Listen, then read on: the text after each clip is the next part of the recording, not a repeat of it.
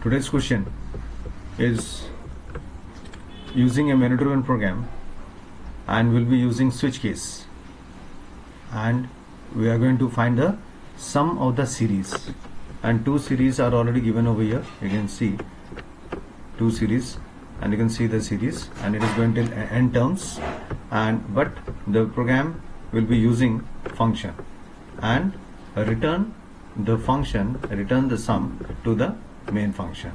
That means it is a return type function using switch case to find out the sum of the two series.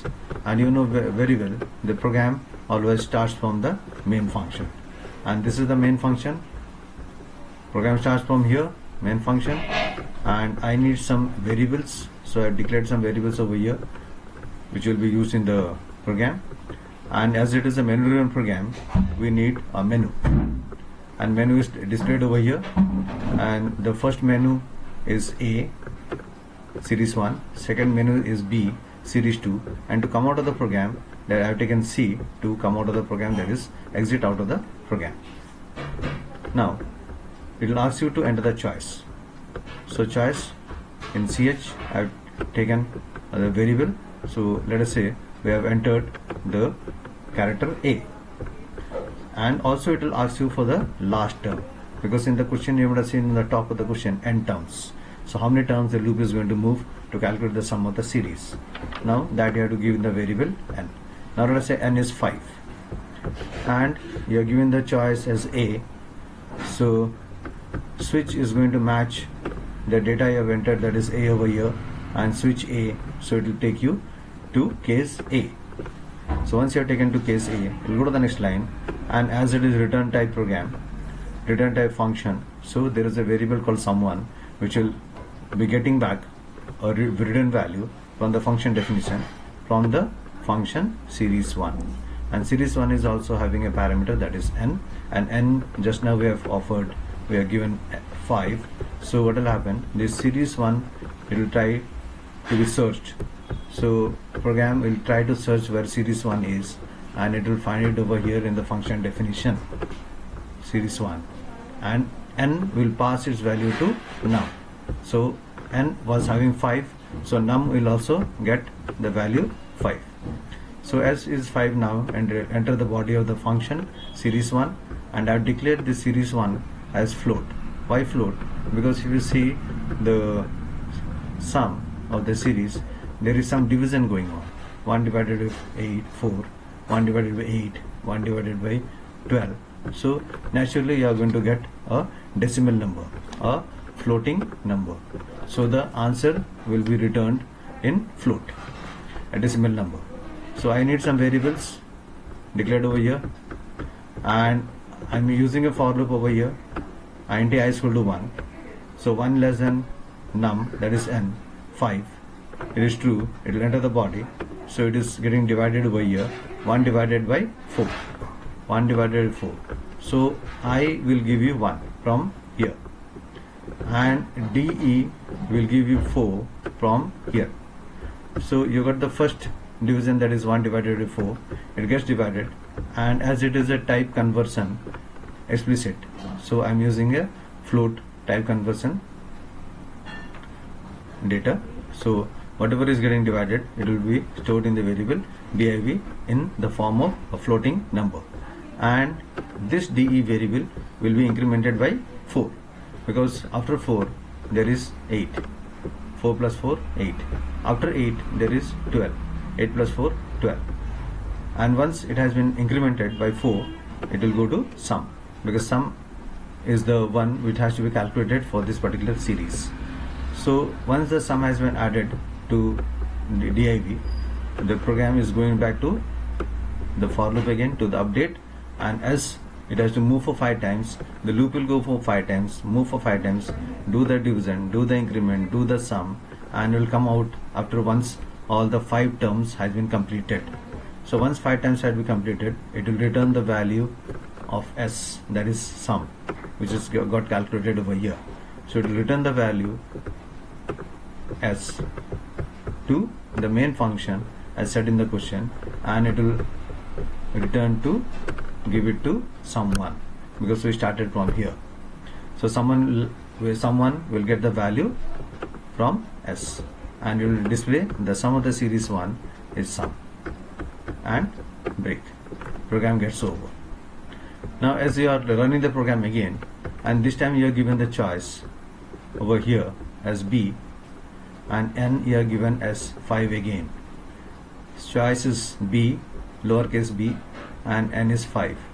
So you'll go to switch, check for the comparison, and you'll find B, and you'll send the control to case B, and you'll get a variable over here sum2, and as the return type program, sum2 will get some value from the function definition back to the main function from the series S2, and S2 is a series, is a function given over there on the function definition having the parameter n. It will pass the value, and it will find the series over here, series 2 function, and num will be 5, and this series 2 function is declared as double this time. Why I have taken double? Because there is a lot of calculations to be done over here, and I want my students to know the difference between the float and double. And as you can see, the sum of the series, it is saying 1 divided by 1 factorial, and 2 divided by 2 factorial, plus 3 divided by 3 factorial, so on till n terms. N terms is 5 for us now. So I need some variables over here. Variables are declared. This is the outer loop, in which the loop is we going to move for 5 times. I taken fact is equal to 1 factorial to calculation the factorial, because in the question it is asking you to, the denominator is the factorial, 1 factorial, denominator is 2 factorial, so factorial has to be calculated. And once the factorial is calculated, in the inner loop over here, it is going to be divided by 1 divided by fact. I divided by I will give you 1 from here, and fact you got it just now from here, factorial. So 1 by 1 factorial. Once you divide it, sum will be added up with the div, with the division you got it over here. So similarly, the loop will go back to for loop. So the loop is going to move for num times, that is 5 which I given. So 5 times loop is going to move.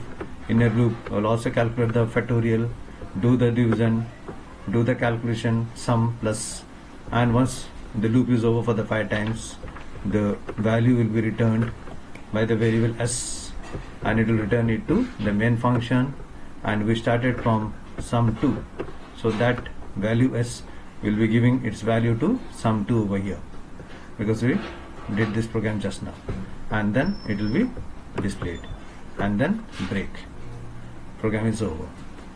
Now let us say our choice is C this time. I don't have choice A and choice B. I just simply want to come out of the program, exit out of the program, come out of the program. I'll give the choice C, that is the choice now. Of course, once choice C is given, it will go to the next line, because it is a sequential program. Of course, it is going to ask you for the last term. So give anything. Let us say you are given 3 this time, because it is asking you, so give anything. So C is the choice this time, switch C. So it will take you to case C. So once you want to go to case C, because you want to exit out the program, it will simply go to this system statement, system.exit 0, and it will take you completely out of the program. Program is over. Now let us say you want to run the program again, and this time again it is asking you for the choice, and this time choice you are given as D. Choice you are given as D.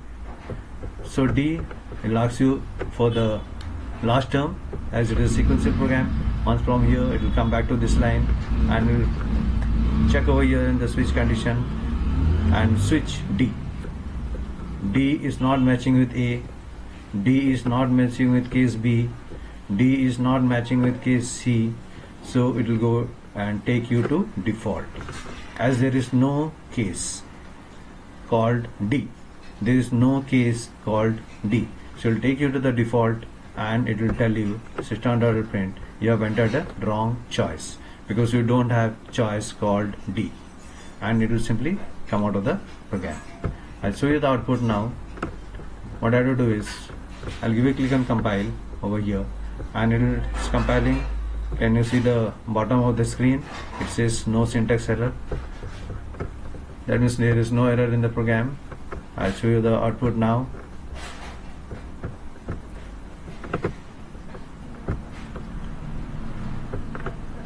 So it is asking you to enter the choice. Over here, enter the choice. Menu is getting displayed over here. Main menu, A series 1, B series 2, and C exit out of the program. Enter your choice. Now let's say the choice is A. Can you see which A I have given? I have given uppercase A, and here it is lowercase a, and here I have given uppercase A. Let us see what is going to happen. Enter the last term. Let us say 5. You have entered a wrong choice. You have entered a wrong choice. Why? Because I have given uppercase A, and in case A, if you remember the program, it was lowercase a, and lowercase a is not equivalent to uppercase A. Both the value, the ASCII value, ASCII value differs. ASCII value of lowercase a is different from ASCII value of uppercase A. So that's why it is telling you you have entered a wrong choice. So we'll run the program again and see this time.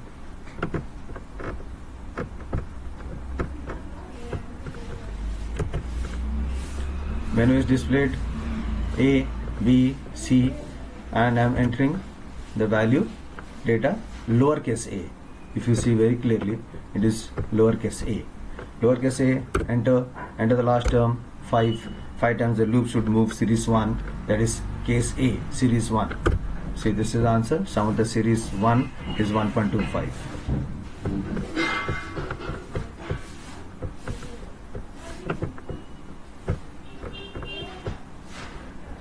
Now again the main menu, series 1, series 2. Now let's say choice is B.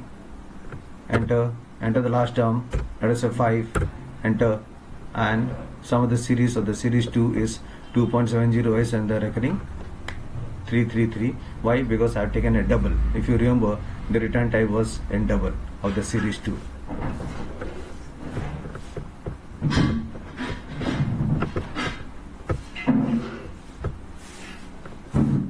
Menu again, A, B, C. This time the choice is C.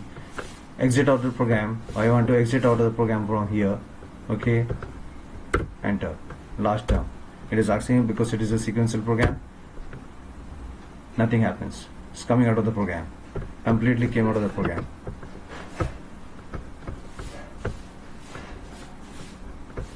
Now let us say enter the choice, and the main menu is displayed over here. Now let us say we are saying entering D. Entering the choice as D. What is going to happen? Last term 3. You have entered a wrong choice because we don't have case D. We have only case A, B, C.